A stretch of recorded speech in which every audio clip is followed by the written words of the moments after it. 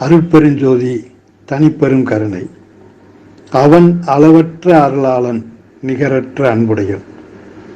நாராயணன் நாமத்தினாலும் சிவனின் நாமத்தினாலும் அருட்பெருஞ்சோதி தனிப்பெரும் கருணை என உலகில் உள்ளோர் அனைவரும் அளவற்ற அருளாளன், நிகரற்ற அன்புடையோன் என போற்றும் அந்த ஆதி அல்லாவின் நாமத்தினால் உங்கள் அனைவரையும் நான் வாழ்த்துகிறேன்.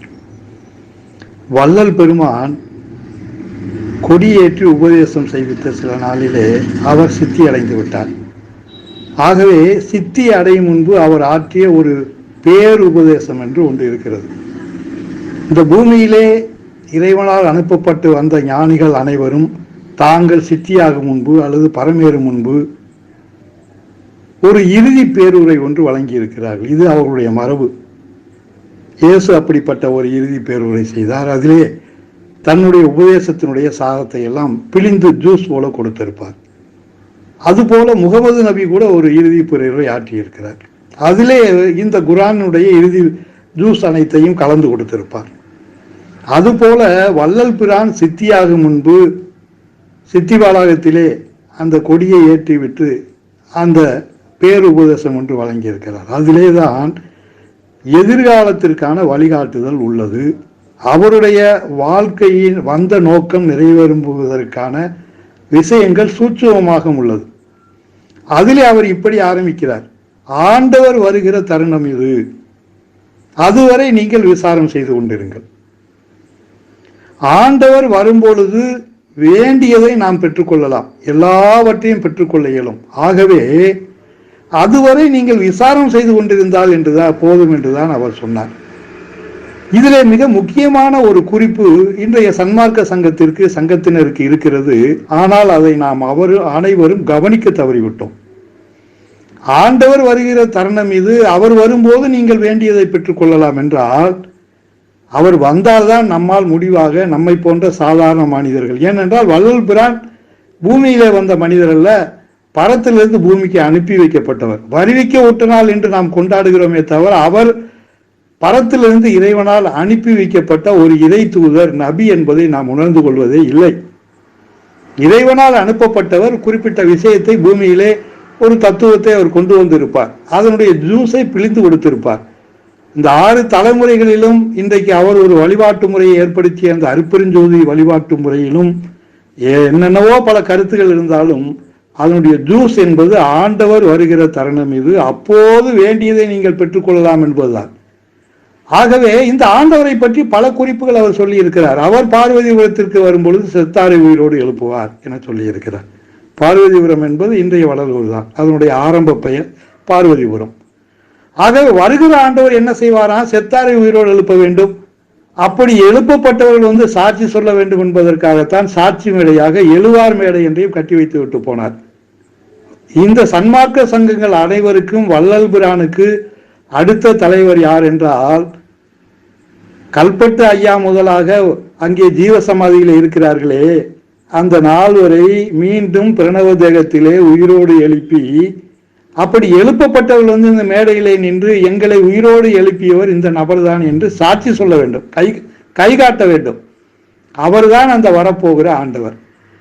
அவர்தான் சன்மார்க்க சங்கத்திற்கு வள்ளல் பிரானுக்கு பிறகு வரக்கூடிய மிகப்பெரிய தலைவர்.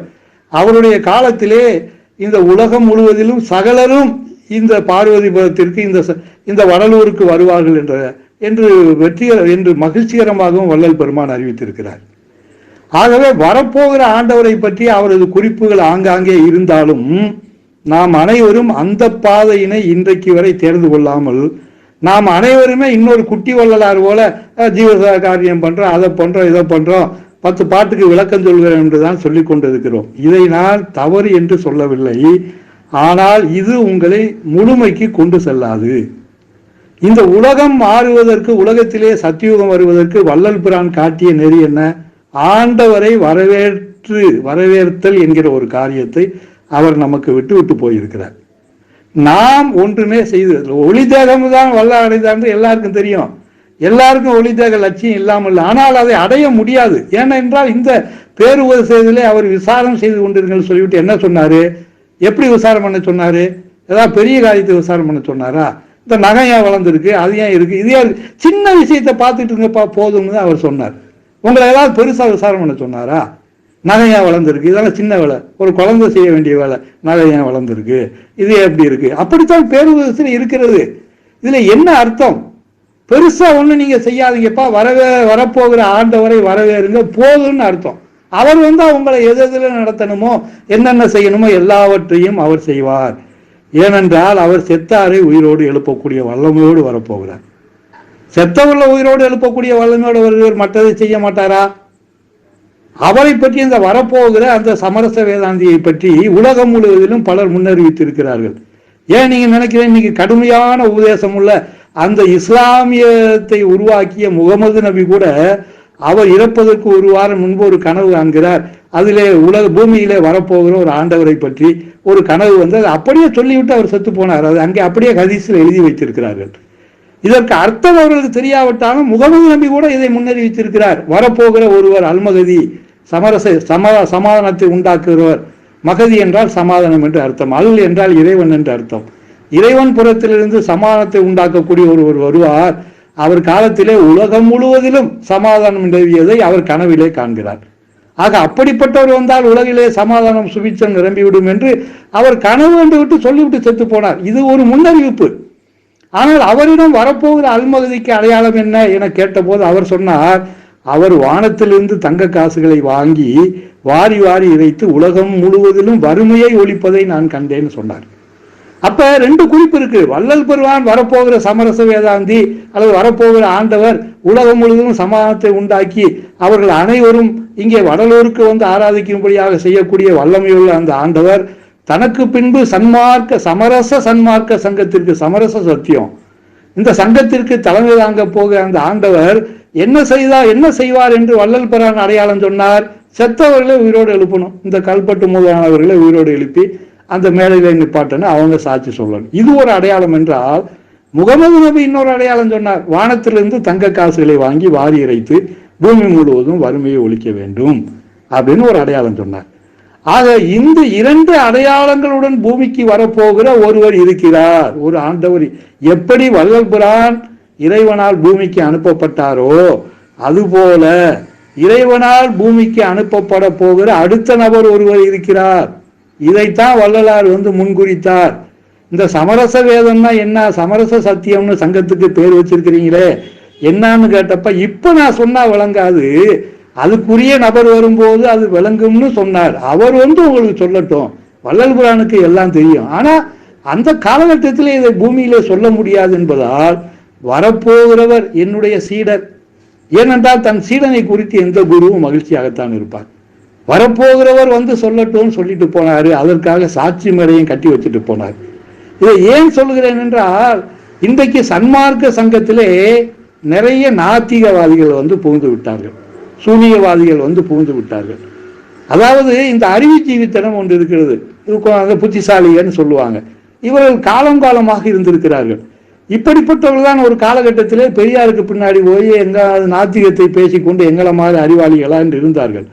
ஆனால் பெரியார் விஷயத்தில் இன்று பல அசிங்கங்கள் கேவலங்கள் வந்து விட்டதால் இனிமேல் நான் பெரியார் சீடன் சொல்லிக்கிட்டா வெக்கம் அசிங்கம். அதனால அருட்பெருஞ்சோதி தனிப்பெரும் கருணை நாம் விட்டதை தொடர்வோம். மன்னிக்க வேண்டும், ஒரு முக்கியமான அலைபேசி அழைப்பு வந்ததால் என்னால் அந்த ஆடியோ அந்த குரல் பதிவை தொடர முடியவில்லை. ஆகவே நாம் விட்டதை தொடர்வோம். அதாவது நான் சொல்ல வந்தது, இந்த அறிவுஜீவிகள் என்பவர்கள் காலம் காலமாக இந்த பூமியில இருந்திருக்கிறார்கள். ரொம்ப சாக்ரட்டிஸ் காலத்திலிருந்தே இருக்கிறார்கள். இவர்கள் இறைவன் என்கிற ஒருவர், அது கருத்து முதல்வாதம், சும்மா கருத்து, இப்படிப்பட்ட கருத்தை வைத்துக் கொண்டு சிலர் இருக்கிறார்கள் என்று சொல்லுகிறார்கள். உண்மையில் இறைவன் என்று ஒருவர் இல்லை.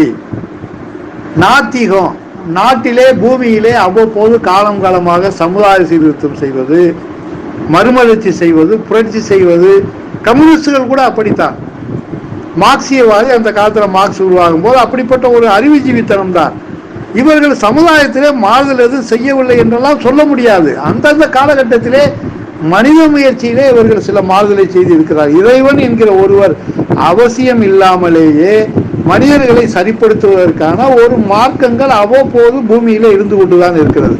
எப்படி ஆன்மீக மார்க்கங்கள் நிறைய இருக்கிறதோ, எப்படி சமய சாஸ்திரங்கள் நிறைய வந்ததோ, அதுபோல இப்படிப்பட்டவர்களும் பூமியில அடுத்தடுத்து லாவோயிசம், சீனாவிலே தாவோயிசம், இனி இப்படி ஏகப்பட்ட இசங்கள் இந்த பூமியில வந்திருக்கிறது. ஏன் நம் புத்தர் கூட ஒரு வகையிலே இறை நம்பிக்கை உள்ளவர் என்றுதான் சொல்ல முடியாது. இவர்கள் இந்த உலகம் சூனியத்திலிருந்து வந்தது, அது போல எல்லாம் சூனியத்தில் போய் முடிஞ்சுவிடும் என்கிற கொள்கை உள்ளவர்கள். அதனால் இதை சூனியவாதம் என்று கூட சொல்லுவார்கள். அதாவது ஒன்றும் இல்லைப்பா, இப்போ ஒன்றுமே இல்லை. இப்போ சமீபத்திலே வந்த வேதாத்திரியம் கூட அப்படிப்பட்டதுதான். அந்த வேதாத்திரி மகர்ஷி ஒரு புத்தகம் எழுதியிருப்பார், பிறப்பிற்கு முன்பும் இறப்பிற்கு பின்பும் ஒரு புத்தகம் இருக்கிறது. அதில் அவர் சொல்லுவார், ஒரு ஆத்மா என்பது எப்படி நாம் மனிதர்கள் வந்தோம் என்றால், நாம ஒன்று எங்கே இல்லை, இதுக்கு முதல்ல இறந்து போன பலருடைய ஆத்மா பிரியும், அதில் எங்கெங்கிருந்தோ கொஞ்சம் ஒன்று சேர்ந்து அதை ஒன்று இல்லாத இடத்திலிருந்து ஒரு ஆத்மா நாம் வந்திருக்கிறோம். நாம் இறந்த பிறகு இந்த ஆத்மா அப்படியே வானத்தில் போயிருந்து பலவா பிரிந்து பலதுல போய் கலந்து மறைஞ்சு போயிடும். அதாவது நாம் மீண்டும் இல்லாமல் போய்விடுவோம். இந்த பிறவியோடு முடிஞ்சது, அப்புறம் ஒரு பிறவி என்பது இல்லை. ஆகவே பாவ புண்ணியங்கள் தொடர்ந்து வந்து நம்மை பீடிப்பது இல்லை. இருக்கிற வரைக்கும் நிம்மதியா இருப்போம். இந்த மனுஷன் ஒருத்தருக்கு ஒருத்தர் அகம்பாவா அது இதுன்னு வச்சுக்கிட்டு ஒருத்தர் கெடுத்துக்கிட்டு பூமி நிம்மதி இல்லாம இருக்கு. நாம நம் மனதை அதான் அகத்தாய்வு செய்தல். அகத்தாய்வு செய்து நம்ம மனசை நம்ம எல்லாரும் சீர்திருத்திக்கிட்டோம் என்றால், எல்லாரும் நல்லா இருக்கட்டும்னு வாழ்க வளமுடன் சொல்லிட்டோம்னா, அப்படி எல்லாரும் நல்லா இருக்குன்னு சிந்திச்சா இந்த பூமியில எல்லோரும் சந்தோஷமாக நிம்மதியாக வாழலாம். இது ஒரு நல்ல தத்துவம் தானே. இன்னைக்கு நிறைய பேர் இருக்கிறாங்க இல்லையா. இதை நான் ஏன் சொல்ல வருகிறேன் என்றால், ஏதோ வள்ளலார் மட்டும்தான் தத்துவத்தை கொண்டு வந்துட்டாருன மாதிரியே நம்ம ரொம்ப குறுகலான மனப்பான்மையோடு இருக்கிறோம். பூமியில இன்னும் அநேக தத்துவங்கள், அநேக மார்க்கங்கள், அநேக பூமியை சீர்திருத்தம் பண்ணிக்கிட்டு தான் இருக்குது. இன்னைக்கு வள்ளலார் மார்க்கத்தை விட மிகப்பெரிய வெற்றி வேதாத்திரியத்திற்கு உண்டு, மிகப்பெரிய வளர்ச்சி. ஆனா அது அடிப்படையில பார்த்தோம் என்றால் அது சூனியவாதம். ஒண்ணு இல்லாம வந்தோம், திரும்ப ஒண்ணு இல்லாம போயிடும். இருக்கிற வரைக்கும் நிம்மதி யாரியா? அப்ப இது எங்க போய் முடியும்? இன்றைக்கு அசுராதிகள், அதாவது இச்சை உள்ளவர்கள், அந்த இச்சை, பொருளாசை, பொன்னாசை, மண்ணாசை, ஆசை, இப்படி உள்ளவர்களுக்கு என்ன சொல்லுது? நீ இருக்கிற ஒண்ணும் இல்லையா, பாவ புண்ணியம்லாம் ஒண்ணும் கிடையாதுடா, அனுபவி ராஜா, அனுபவி, இருக்கிற வரைக்கும் ஆட்டம் போடியா, முடிஞ்ச அளவு போடியா. தீயவர்களுக்கு நீ கெட்ட பாதையில போ, அனுபவி, ஒண்ணுமில்லைன்னு சொல்லக்கூடிய அதே அசுர சக்திகள் தான் இன்றைக்கு நல்லவர்களுக்கு கடவுள்னு ஒருத்தர் தேவையில்லைப்பா, நீ மனுஷன், நீ நல்லவனா வாழ்றதுக்கு முயற்சி செய்ய போதும் என்று சொல்லக்கூடிய பல தத்துவங்களை பூமியிலே கொண்டுதான் இருக்கிறார்கள். அடுத்தடுத்து குருமார்கள் அங்க வந்துகிட்டே தான் இருக்கிறாங்க. பெரிய பெரிய தத்துவ ஞானிகள்லாம் வந்திருக்கிறாங்க, இனிமேலும் வருவாங்க அந்த புறத்துல. ஆக அப்படி இறைவனுக்கு விரோதிகளான அசுர சக்திகளே கூட பூமியிலே மறுமலர்ச்சி செய்வதற்கு, சமுதாய சீர்திருத்தம் செய்வதற்கு, ஏனென்றால் அந்த அறிவு ஜீவிகளுக்கு தீனி போட்டு அவங்கள பிடிக்கணும், ஆளை பிடிக்கணும். இல்லைன்னா அவங்க கடவுளை தேடி போயிடுவாங்க. அப்ப கடவுளை தேடி போக விடாம தடுப்பதற்கு அசுர தீய சக்திகள் கூட நல்ல வேஷம் போட்டு நல்ல விஷயங்களை கொண்டு வரும். இப்படி இந்த சூனியவாதிகள், நாத்திகவாதிகள் என்கிற அறிவு ஜீவிகள் இப்ப என்ன பண்றாங்கன்னா, இப்ப இருக்க சூழ்நிலையில இப்ப பெருசா பெரியாரியம்லாம் பேச முடியாதுங்கிறதுனால அவங்களுக்கு சன்மார்க்க ரொம்ப வசதியா போச்சு. ஏன்னா அருட்பெருஞ்சோதி, தனிப்பெருங்கிறது அது வெறும் இயற்கை, ஒரு படற்க, அதுக்குன்னு ஒரு உணர்ச்சி கிடையாது, அதுக்குன்னு ஒரு அறிவு கிடையாது, அதுக்குன்னு ஒரு பெரிய திட்டம் கிடையாது. இருக்கிற வரைக்கும் இருப்போம், அதனால நல்லா இருப்போம், அதனால அருட்பெருஞ்சோதி, தனிப்பெருங்கருணை, ஜீவகாரணியம் பண்ணுவோம், எல்லாரும் நல்லா இருக்கட்டும்னு சொல்லுவோம் என்பது போல ஒரு சமுதாய சீர்திருத்த புரட்சிகரமான நல்ல கருத்துக்கள். அவங்க நல்லவங்க தான், நான் நல்லவங்கலாம் சொல்லல, நல்லவர்கள் கேட்ட கருத்து போல இருந்தாலும் அதுல ரொம்ப அடிப்படையா அருட்பெருஞ்சோதி என்பவர் ஒரு நபர் அல்ல, இறைவன் என்று ஒருவர் இல்லை, அவருக்குன்னு பூமியில எந்த திட்டங்களும் இல்லை என்பது போன்ற மேலோட்டமான ஒரு கருத்துக்கு இது ஒப்ப வருகிறது. இது ஏற்புடையதா இருக்கு. அதனால இன்னைக்கு நிறைய பேர் பார்த்தீங்கன்னா சன்மார்க்கத்தில் அப்படிப்பட்ட அறிவுஜீவிகள், அடிப்படையில் இறைவன் மீது நம்பிக்கை இல்லாதவர்கள், நவீன நாத்திகவாதிகள், நவீன சூனியவாதிகள் இன்றைக்கு சன்மார்க்கத்தில் ஆக்கிரமிச்சிட்டாங்க. அது மட்டும் இல்ல, எளிதாக அந்த ஆளுகளை பிடிக்கலாம். 10 வள்ளலார் பாட்டு எடுத்து அப்படியே அந்த இறைவனை மறுத்த இந்த முக்கியமான சாதி சமய கருத்துக்கள் எல்லாம் அது வேற. அதாவது தீமைகளை விளைவிக்கக்கூடிய சமய மார்க்க கருத்துக்களை தான் வள்ளலார் எதிர்த்தார். அதுக்காக மதத்தையே எதிர்த்துட்டாரு, சமயத்தையே எதிர்த்துட்டார் என்பது போல் அதை விளக்கம் சொல்லலாம். அப்படிப்பட்ட விளக்கத்தை இன்று சொல்லிக் கொள்கிறவர்கள் எல்லாம் அடிப்படையிலே நாத்திகவாதிகள். இறை நம்பிக்கையோட நீ இறைவன் சமய மதம் வேணான்னு சொல்லிட்டாருன்னு சொன்னா நான் ஏற்றுக்கிடுவேன். ஆனா இறை நம்பிக்கை இல்லாதவர்கள், சமூக புரட்சியாளர்கள், கம்யூனிஸ்ட் எங்கேயாவது நாத்திகம் இறைவன் இல்லைன்னு சொல்றேன், அதுக்காக அவன் முட்டாத்தனமா நடக்கிறானா? சமுதாயத்திலே மறுமலர்ச்சி வேணும், சமுதாயத்திலே சமத்துவம் வேணும், ஏன் பெண் விடுதலை வேணும், ஜாதி சமய சடங்குகள்லாம் ஒழிக்கணும், ஜாதி ஏற்றத்தாழ்வு ஒழிக்கணும் தானே அவன் பாடுபடுறான். அவங்க சாதாரண ஆளுகளை எவ்வளவு கஷ்டப்பட்டுக்கிறாங்க, எவ்வளவு அக்காரியங்கள் சாதிச்சிருக்கிறாங்க. அப்படிப்பட்டவர்கள் கூட இன்னைக்கு சரி ஆன்மீக போர்வையில ஒரு நவீன கம்யூனிசம் பேசலாம், ஆன்மீக போர்வையிலே ஒரு நவீன நாத்திகவாதம் பேசலாம்னா அதற்கு புகலிடமாக இன்றைக்கு சன்மார்க்கம் மாறிவிட்டது என்பதால் இன்றைக்கு சன்மார்க்கத்திலே ஒரு 75% பேர் இப்படிப்பட்ட கருத்துக்களை உள்ளவர்கள் ஊறி வந்து விட்டார்கள். இதுதான் மறுக்க முடியாத உண்மை. இப்படிப்பட்டவர்களுக்கு அடிப்படையில் இறை நம்பிக்கையே இல்லை. இவங்க பூரா வள்ளலார் இருந்த மாதிரி சாதி சமயம் எல்லாம் பொய்ன்னு சொல்லிட்டாரு அப்படின்னே சொல்லிக்கிட்டு இருக்கிறாங்க. ஆனால் வள்ளல் பெருமான் கையெழுத்து போடும்போது ராமலிங்கம் பிள்ளைன்னு தான் கையெழுத்து போட்டார். ஏன்? அங்க சத்திய ஞான சபையை நிறுவிட்டு அங்க பூசாரித்தனம் பண்ணுவதற்கு முதலாக ஐயரைத்தான் போட்டாரு. ஒன்று தெரியுமா உங்களுக்கு? திருவருட்பாவினுடைய சகல பிரதிகளை அங்கங்க இருந்தாலும் அழிஞ்சு போச்சு, அங்கங்க அறவோயா. முழு பிரதியை காப்பாற்றி அதை அச்சிடுவதற்கு கொடுத்தது யார் தெரியுமா? ஒரு ஐயர் குடும்பம். அந்த குடும்பம் வள்ளல் பெருமானால் அங்கே பூசைக்கென்று வைக்கப்பட்ட குடும்பம். அந்த குடும்பம் தான் திருவருட்பா முழுமையும் அப்படியே பாதுகாத்து அச்சிடுவதற்கு கொடுத்தது. இன்றைக்கு ஏன் அங்கே ஆராதிக்கிறவர்கள் அந்த ஒரு ஐயர் மாதிரி அந்த இதை கட்டிக்கிட்டு ஆராதிக்கிறேன்னா முதலில் வள்ளல் பெருமான் அவரே பூசைக்கு வச்சாரு. யாருன்னு கேட்டீங்கன்னா ஒரு ஐயரைத்தான் வச்சாரு. நீங்க வேணா நல்லா விசாரிச்சு பார்த்து உண்மையா இல்லையா நீங்க தெரிஞ்சுக்காங்க. அதாவது அதே போல நீங்க ஒரு பக்தி அதுக்குது ரைட்டு இதெல்லாம் பண்ணுங்க. அவருக்கு அடுத்து இன்னைக்கு கல்பட்டையா தானே பெரியாள் மாதிரி இருந்தாருங்க. சாவி ஆர்த்த கொடுத்தாரு, தர்மசாலையுடைய சாவிய கல்பட்டையாட்ட கொடுத்தாரு. ஆனால் கல்பட்டையா அணுக்க தொண்டரே தவிர அவங்களுக்கு சத்தியம் வேதம் தெரியாது. அதனால அவர் என்ன சொன்னாரு? உங்களுக்கு ஏதாவது இந்த சன்மார்க்கத்துல சத்திய விளக்கம் வேணும்னா நீங்க தொழுவூர் வேலாயுத முதலியாற்ற போய் கேளுங்க, முடிஞ்சளவு அவன் சொல்லுவான். 100% கரெக்டா சொல்லுவான்னு சொல்லல. வள்ளல் பெருமானுடைய கருத்துக்களை அவருடைய சீடர்கள் யாரும் 100% புரிந்து கொள்ளவில்லைன்னு தான் வள்ளல் பெருமானே சொன்னாரு. தொழுவூர் வேலாயுதம் பிள்ளைகிட்ட போய் விளக்கம் கேளுங்கன்னாலும் அவர் முடிஞ்சளவு சொல்லுவார்னு தான் சொன்னார். அப்படியே கரெக்டா சொல்லுவார்னால சொல்லல. இதுதான் உண்மையான நிதர்சனம். இன்றைக்கு வள்ளல் பெருமானுடைய சன்மார்க்க சங்க கருத்துக்களை பல சங்கங்கள் வந்துருச்சு. நம்மளே பல மார்க்கங்கள் இருக்கு.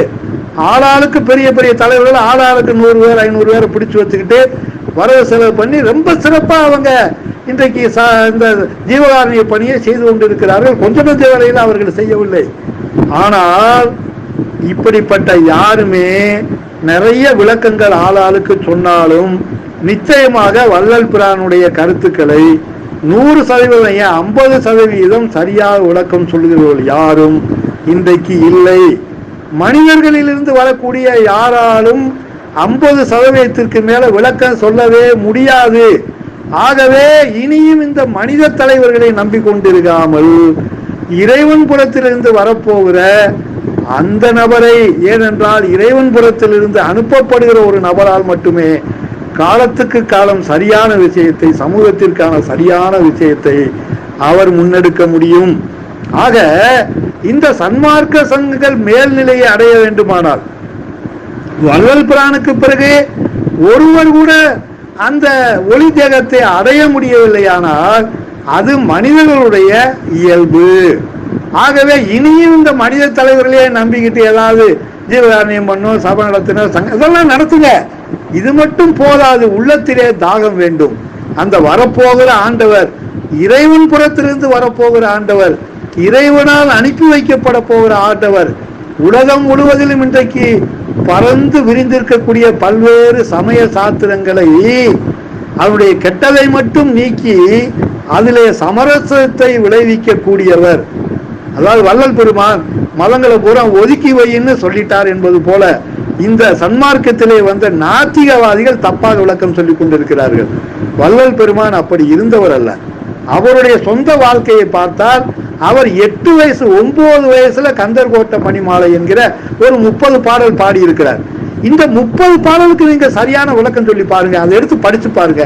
அதில் எவ்வளவு பக்தி, இறை நம்பிக்கை, இறை தேவர்களை பற்றிய நம்பிக்கை. ஏனென்றால் முருகன் ஒரு தேவர், அவர் மீது அவருக்கு ஒரு ஈடுபாடு, நம்பிக்கை எல்லாம் எவ்வளவு இருக்கு, எவ்வளவு விஷயம் இருக்கிறது. அதன் பிறகு அவருக்கு வடிவுடையாம்பிகையே நேரா வந்து அந்நிறுவத்துல வந்து சாப்பாடு போட்டாங்க. ஏனென்றால் அவருக்கு தேவர்களோடு தொடர்பு இருந்தது. தேவர்களை நன்றாக அறிந்தவர் வள்ளல் பிரான். ஆனால் இன்னைக்கு இருக்கிற சன்மார்க்க சங்கத்திற்கு தேவர்களுடைய அனுபவமே கிடையாது. சும்மா புத்தக அறிவு, ஏட்டு கல்வி, ஏட்டு சுரக்கா கரிக்காகாது என்பது போல வள்ளல் பெருமானுடைய இந்த திருவருட்பா பாடல்களை எடுத்துக்கொண்டு மனித முயற்சியிலே பேப்பருட்காரரை போல ஒப்பித்துக் கொண்டு தப்புமாக வாங்கி எடுத்துக் கொண்டிருக்கிறார்கள். இது இயல்பு. உங்களுக்கு சரியான ஒரு நீதி, சரியான ஒரு வழிகாட்டுதல் வேண்டும் என்றால் வள்ளல் பெருமானை போலவே சகல தேவர்களோடும் தொடர்பு உண்டாகி அருட்பெருஞ்சோதி வழிபாட்டுக்கு, உண்மையான இறை வழிபாட்டுக்கு வந்து சேர வேண்டும். ஏனென்றால் வள்ளல் பெருமானை யார் அருட்பெருஞ்சோதி வழிபாட்டு கொண்டு வந்தது? ஏதாவது ஒரு சின்ன வயசுல இருந்து ஆரம்பிச்சு அருட்பெருஞ்சோதி வழிபாட்டுக்கு வந்தாரா? கிடையவே கிடையாது. தர்மசாலை ஆரம்பித்த போது கூட அவர் சிவ வழிபாட்டில் தான் இருந்தார், சிவனைத்தான் வழிபட்டு கொண்டிருந்தார். சிவமே சிவமேன்னு தான் பாடிக்கிட்டு இருந்தாரு. திடீர்னு ஒரு நாள் அவர் அருட்பெருஞ்சோதி வழிபாட்டுக்கு மாறிட்டார். எப்படி மாறினாரு? சிவனே ஒரு சிவனடியாரை போல வந்து அவருக்கு திருவடி தாட்சியை கொடுத்த பிறகு மாறினார். இதனுடைய அர்த்தம் என்ன? சிவனே நேராக வந்து, அப்பா இதுவரைக்கும் நீ என்னையவே பாடிக்கிட்டு இருக்கிற, என்னையே நீ வந்து பக்தி செலுத்திட்டு இருக்கிற, ஆனால் என்னை மட்டும் வழிபட்டால் போதாது, இது முழுமை அல்ல, நீ பாதி வழிபாட்டில் தான் இருக்கிற. சிவனை அனுப்பி வைத்த, சிவனை தேவராக உருவாக்கிய அவரை விட ஆதி ஒருவர் இருக்கிறார். இன்னைக்கு சைவ மதத்துல சிவனுக்கு மேல ஒரு ஆதி சிவன் இருக்காருன்னு ஒத்துக்கிடுவாங்க. வைணவத்துல நாராயணனுக்கு மேல ஒரு ஆதி நாராயணன் இருக்கிறார்னு ஒத்துக்கிடுவாங்க. இவர்கள் 2 சமயத்தாரும் சிவனுக்கு மேல ஒரு ஆதி இருக்கிறார்னு ஒத்துக்கிட்டாலும், வைணவர்கள் நாராயணனுக்கு மேல ஒரு ஆதி இருக்கிறார்னு ஒத்துக்கிட்டாலும், அவங்க மார்க்க வெறி பிடிச்சு இன்னைக்கு எப்படி சன்மார்க்கத்துல நாம வந்து சன்மார்க்கம் மட்டும்தான் சரி, சன்மார்க்கம் மட்டும்தான் சரின்னு சொல்லிக்கிட்டு இருக்கிறோமோ, இது போல மனிதர்கள் இருக்கக்கூடிய அந்த மார்க்க பித்து, மார்க்க வெறியால அந்த ஆதியும் எங்க சிவன் தான், அந்த ஆதி எங்க நாராயணன் தான் என சொல்லி ஒருவருக்கு ஒரு மது கட்டி மண்டையை உடைக்கிறாங்க. இங்கே உண்மை என்னவென்றால், சிவனையும் நாராயணனையும் அனுப்பி வைத்த ஆதி ஒருவர் இருக்கிறார். அந்த ஆதியை தான் வெளிநாட்டுல முக்காவாசி மனிதர்கள் அல்லான்னு கும்பிட்டுக்கிட்டு இருக்கிறார், அருவை இறைவன். நம்ம சமணத்துல அருவை இறைவன், பௌத்தத்துல அருவை இறைவன். அதே இறைவனைத்தான் வள்ளல் பெருமானையே சிவனே நேரடியாக வந்து அந்த ஆதியை வழிபடு, அவர் அருட்பெருஞ்சோதி வடிவானவர்.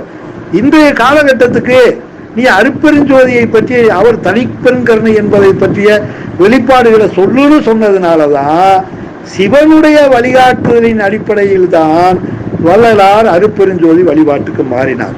இதனுடைய அர்த்தம் என்னவென்றால், அருட்பெருஞ்சோதியை வள்ளலார் ஆராதித்தாலும் சிவனால் எடுத்து கொடுக்கப்பட்ட ஆராதித்ததால் அங்கே சிவனுடைய குரு கடாட்சம் வள்ளல் பெருமானுக்கு இருக்கிறது. குரு இல்லாத வித்தை பால். இன்றைக்கு நாம் அத்தனை பேர் அருட்பெருஞ்சோதி அருட்பெருஞ்சோதி மணிக்கணக்கில் ஆராதித்தாலும் நமக்கு பெரிய பலன் வந்து சேராததற்கு காரணம் குரு இல்லாத வித்தை பால். எப்படி வள்ளல் பெருமான் அருட்பெருஞ்சோதியை வழிபட்டாலும் அவருக்கு சிவனே குருவாக வந்து விட்டதால், சிவனை அந்த அளவு அவர் ஆராதித்து குருவாக பெற்றுக்கொண்டதால், சிவனிடம் திருவடி தீட்சை பெற்ற அந்த நேரடி அனுபவம் அவருக்கு இருந்ததால் அவருக்கு அருள் கிடைத்தது. ஆனா நம்மை போன்ற மனிதர்களுக்கு குரு கடாட்சம் இல்லாமல் நேரா பிஹெச்டி படிக்கிறோம். 1ஆம் கிளாஸ் படிக்கல, 2ஆம் கிளாஸ் படிக்கல, நேரா பிஹெச்டி. ஆனா வள்ளல் பெருமான் எப்படி வந்தாரு? 8 வயசுல முருகனை பாடினாரு, முருகன் மேல பக்தி வச்சாரு, அடுத்து அம்மா மேல பக்தி வச்சாரு, வடிவுடையாம்பிகை பாடினாரு, அப்புறம் சிவன்கிட்ட வந்தாரு. இப்படி படிப்படியா அவர் வளர்ந்து வந்தார். ஆனா நாம் என்ன பண்றோம், நேராக PhD படிச்சுட்டு ஒப்பிச்சுக்கிட்டு தெரிகிறோம். அதனால்தான் நாம் வாந்தி எடுக்கிறவர்களாக இருக்கிறோம், டேப் ரெக்கார்டர்களாக இருக்கிறோம். அருள் பொழிவு என்பது நம்மிடம் இல்லை. ஏதோ கூட்டம் சேர்த்து அங்கங்க 4 ஆளுகளை பிடிச்சி அப்படியே ஜீவகாரணியம் போட்டோன்னு சாப்பாடு போட்டுக்கிட்டு அலைகிறோமே தவிர பெரிய காரியங்கள் என்ன நடந்தது? பெரிய காரியங்கள் எதுவுமே நடக்கல. செத்தாரை நம்மளால் எழுப்ப முடியுதா? அவர் கட்டி வச்சுட்டு போனாரே, அதுல போய் இவங்கெல்லாம் யாரையாவது டெஸ்ட் பண்ணி ஒரு ஆள் எப்போ எழுப்பி நிப்பாட சொல்லுங்க பார்க்கலாம், முடியாது. இது முடிய வேண்டும் என்றால் மனிதர்களாகிய நம்மால் முடியாது. நாம் செய்ய வேண்டியதெல்லாம் இறைவனின் புறத்திலிருந்து ஒரு நபர் வர வேண்டும் என வரவேற்பதுதான். அது மட்டுமல்ல, நமக்கே நிறைய அருள் வேண்டுமானால் வள்ளலார் எப்படி அருட்பெருஞ்சோதியை ஆராதித்தாரோ அதுபோல சிவநாமத்தினால் அருட்பெருஞ்சோதி என்று ஆராதித்தால் அதிக பலனை பெறலாம். இதுதான் சமரச வேதம். சமரச வேதம் என்ன? எந்த மார்க்கத்தையும் ஒதுக்காது. சைவத்தை ஒதுக்காது, வைணவத்தை ஒதுக்காது, கிறிஸ்துவத்தை ஒதுக்காது, இஸ்லாத்தை ஒதுக்காது. எல்லாவற்றையும் அருட்பெருஞ்சோதி இறைவனிடம் கொண்டு வந்து சேர்க்க வேண்டும். ஒதுக்கிறேன் இதை மட்டும் கடைப்பிடினா இப்படியே சின்ன கூட்டமே உட்கார்ந்து இருக்க வேண்டியதுதான். எல்லா மதவாதிகளும் அதைத்தானே பண்றேன். மற்ற மதத்தெல்லாம் விட்டு எங்க மதத்தை மட்டும் பிடிச்சுக்க. இதுக்கு பேர் என்ன? மத தீவிரவாதம் அல்லது மதம் ஆச்சரியம் என்று சொல்வார்கள். இன்றைக்கு சன்மார்க்கத்தில் மதம் தானே பிடிச்சாலைகிறீங்க. எங்களை தவிர வேற எதுவுமே கிடையாது, எல்லாத்தையும் விட்டுரு. எங்களை தவிர எதுவுமே கிடையாது, எல்லாத்தையும் விட்டு. வள்ளலாறு சொல்லிட்டாரு. வள்ளலார் அப்படி சொல்லவில்லை. வள்ளலார் அப்படி வாழ்ந்து காட்டவில்லை. வள்ளலார் அருட்பெருஞ்சோதி வழிபாட்டை மட்டும் சொல்லிவிட்டு செல்லவில்லை. அதற்கு முன்பு சைவ வழிபாட்டிலே திளைத்து ஊறி இருந்திருக்கிறார். அதையும் அவருடைய திருவருட்பாவிலே வைத்திருக்கிறார்.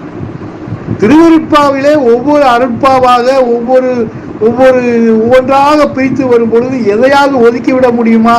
எதற்காக பிறகு 6 திருமுறைகள் என்று வைத்திருக்கிறார்கள்? அந்த முதல் திருமுறைகள்லாம் வேண்டவே வேண்டாம், வள்ளலார் சின்ன வயசுல அறியாம செஞ்சுட்டாரு, அதனால அதை பூராத்தி எடுத்து கிழிச்சு தீயில ஓட்டுன்னு போட்டாங்களா? சொல்ல போனால் வள்ளல் பெருமான் காலத்திலே 6ஆம் திருமுறையை பதிப்பிக்க வேண்டாம்னு தான் சொன்னார். முதல் 5 திருமுறைகள் அவருடைய காலத்திலே பதிப்பிற்கு வந்து விட்டது. அருட்பெருஞ்சோதி வழிபாட்டுக்கு மாறிய பிறகும் 1ஆம் திருமுறை 2ஆம் திருமுறைகள்லாம் வள்ளல் பெருமான் இருக்கும் போதே பதிப்பிக்கப்பட்டது. அதுல அவர் முருக வழிபாட்டை நிறைய சொல்லி இருக்கிறார், முருகனை பற்றி நிறைய பாடி இருக்கிறார். இவர் அருட்பெருஞ்சோதி வழிபாட்டை மட்டும் பண்ண சொன்னாருன்னா மற்றதெல்லாம் குப்பை ஒதுக்கின்னு சொன்னாருன்னா முதல்ல அவரே அல்லவா அந்த 1ஆம் திருமுறை 2ஆம் திருமுறை குப்பை அப்படின்னு கிழிச்சு போட்டுன்னு சொல்லியிருக்கணும். அதை ஏன் அவர் பதிப்பிக்க சொன்னார்? அந்த அனுபவம் உங்களுக்கு வேண்டும் என்பதற்காக சொன்னார். ஆக நீங்கள் முருகனுடைய வழிபாட்டிலே ஊறி தேறி அந்த தேவருடைய அருளை நீங்கள் பெற்றாக வேண்டும். பின்பு அன்னையினுடைய வழிபாட்டிலே அவருடைய பாடல்கள் மூலமாக ஊறி தேறி அந்த அன்னையினுடைய அருளை பெற்றாக வேண்டும். பின்பு சிவனுடைய அருளை பெற்றாக வேண்டும். இப்படியெல்லாம் நீங்கள் தேவர்களுடைய அருளை பெற்றால்தான் தேவர்களை விட பெரியவரான அருட்பெருஞ்சோதி வழிபாட்டை, அருட்பெருஞ்சோதியினுடைய உறவை, அருட்பெருஞ்சோதியினுடைய அன்பை, அருட்பெருஞ்சோதியினுடைய கருணையை நீங்கள் அனுபவிக்க முடியும். அப்படி வந்தாதான் உங்கள் உள்ளார்ந்த ஆத்மா தேடலிலே நீங்கள் தேடி ஆத்மா பக்குவப்பட்டால்தான் ஒளி தேகம் பெற முடியும். சும்மா டைட்டில் ஒளி தேக லட்சிய சாது அப்படின்னு போட்டுக்கிட்டு டமால் டமால் டமால்னு ரஜோ குணத்தோட 2 எடுத்து அடிச்சா ஒன்றும் வந்துடாது.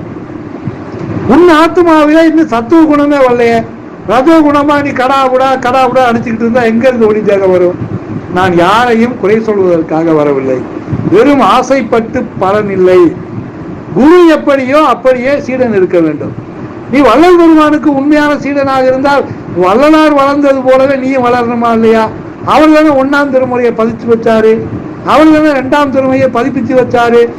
அதுவெல்லாம் அவர் மணிக்கணக்கில் அவர் தேவர்களை ஆராதித்து பாடி இருக்கிறாரே, அதை நீ பாடி அனுபவத்திலே கொண்டு வர வேண்டாமா? அதை குப்புன்னு ஒதுக்க சொன்னா அதற்கு எதற்காக பதிப்பிக்கிறீர்கள்? அது வள்ளல் பெருமானே பதிக்க வேணாம்ப்பா, சின்ன வயசுல தெரியாம பண்ணிட்டானப்பா ஒதுக்கிறேன்னு சொன்னாரா? ஆக மேலோட்டமா ஒரு வார்த்தையை சாதி சலக்கை விட சொன்னாருன்னா அந்த சாதி சமயத்திலே நிறைய கெட்டது பூந்து விட்டது. அந்த கெட்டதை தான் விட சொன்னார். உலகத்திலே வந்த எந்த நெறியும் அருளாளர்கள் தான் கொண்டு வந்திருக்கிறார்கள். நம்ம சைவத்தில் வந்தார்களே சமயக்குறவர்கள் 4 அந்த 4 என்ன சாதாரண வேலையை செஞ்சாங்களா? திருநாவுக்கரசர், திருஞான சம்பந்தர், சுந்தரர், மாணிக்க வாசகர், இந்த முதல் 3 இருக்கிறார்களே, இந்த முதல் 3 தங்க காசுகளை வாங்கி காட்டினாங்க. தெரியுமா? நீங்க வாங்கி இருக்கிறீங்களா? இந்த முதல் 3 செத்தாரை உயிரோடு எழுப்பி இருக்கிறாங்க. நீங்க வாங்கி இருக்கிறீங்களா? ஆனா வள்ளல் பெருமான் 2ஐயும் செய்தார். ஏன்னா அவர் வேற யாருமே கிடையாது. மாணிக்க வாசகர் தான் வள்ளல் பெருமானாக வந்தார். இதை நீங்க வான் கலந்த மாணிக்க வாசகா நின் தேன் கலந்த அப்படின்னு ஒரு பாடல் பாடியிருப்பார். ஏனென்றால் அது வேற யாரும் அல்ல, அவரே தான். பலமுறை இறைவனால் பூமிக்கு அனுப்பப்படுகிறவர்கள் ஒரு முறை வந்ததல்ல, மீண்டும் மீண்டும் பூமியை சீர்திருத்த அவர்கள் வருவார்கள். அப்பப்போது அந்தந்த சூழ்நிலைக்கு ஏற்ற சரியான தத்துவத்தை கொடுப்பார்கள். ஆக திருநாவுக்கரசரை ஒதுக்கிவிட்டு என்ன பக்திக்குள்ள நீ வர முடியும்? திருஞான சம்பந்தரை ஒதுக்கிவிட்டு என்ன மேன்மைக்குள்ளாக வர முடியும்? சுந்தரரை விட்டு சுந்தரரும் இங்க இருக்குது அவினாசியிலே 12 ஆண்டுகளுக்கு முதல்ல அந்த குளத்துல தண்ணி இருந்துச்சா, அதுல ஒரு முதல்ல இருந்துச்சா, அந்த முதல்ல அங்க ஒருத்தருடைய குழந்தைய சாப்பிட்டுச்சான். 12 ஆண்டுகளுக்கு பிறகு அந்த இடத்துக்கு சுந்தரர் வருகிறார். நீங்க அவினாசி கோயில்ல போய் பாருங்க, எழுதி போட்டிருப்பாங்க, கல்வெட்டு வரிச்சு போட்டிருப்பாங்க, அங்க அந்த சிலைகள்லாம் இருக்குது. ஏன் இந்த குடும்பத்தார் துயரமாக இருக்கிறார்கள் தாய் தகப்புன்னு கேட்டப்ப 12 வருஷத்துக்கு முன்னாடி இவங்களுடைய ஒரே குழந்தைய முதல்ல சாப்பிட்டுச்சுன்னு சொன்னப்ப அவர் சிவனிடம் வேண்டி ஒரு பதிகம் பாடினார்.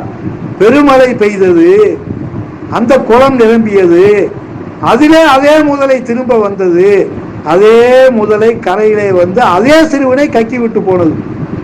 12 ஆண்டுகளுக்கு முதலை சாப்பிட்ட சிறுவனை மீண்டும் உயிரோடு எழுப்பி இருக்கிறார்.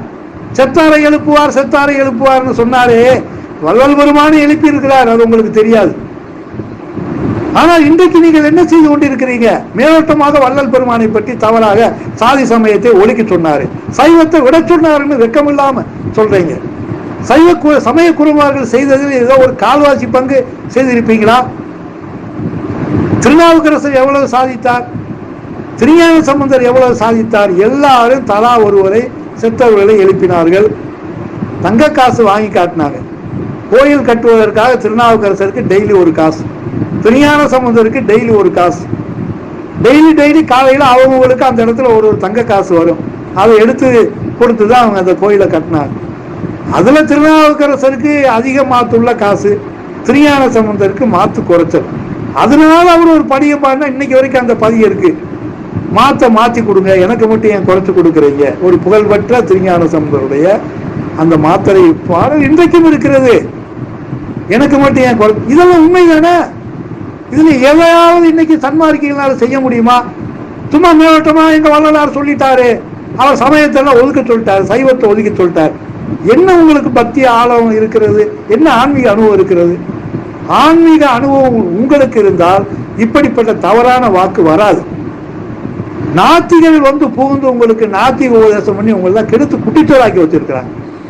இன்றைக்கு சன்மார்க்கத்தை தலைமை தாங்க வரப்போகிறாரே, அந்த தனித்தலைமை பதியை பற்றி வள்ளல் பெருமான் ஒரு விஷயம் சொன்னாரு.